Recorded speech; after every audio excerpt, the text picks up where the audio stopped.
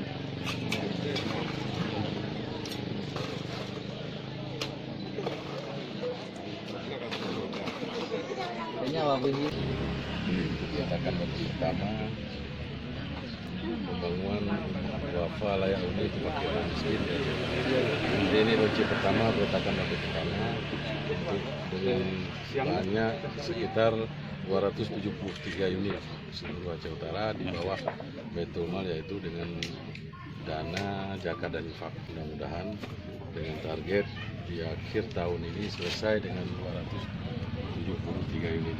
Setiap tahun artinya inilah tahun ini kita harus menjaga supaya ini yang dilakukan dengan zakat dan infak.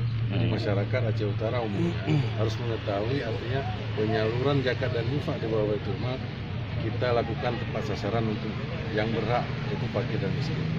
Ini kita mungkin lebih karena keseluruhan kita nggak bagi per kecamatan.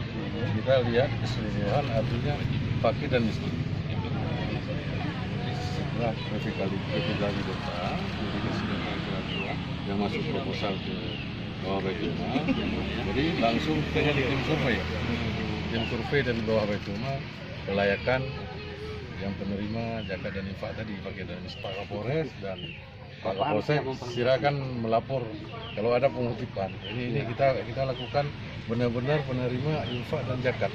Ini penyaluran karena himbauan kita lakukan untuk Aceh Utara supaya yang orang kaya atau yang punya harta bisa membayar infak dan zakat dengan Baitul Mal Kabupaten Aceh Utara. Ini yang kita harapkan.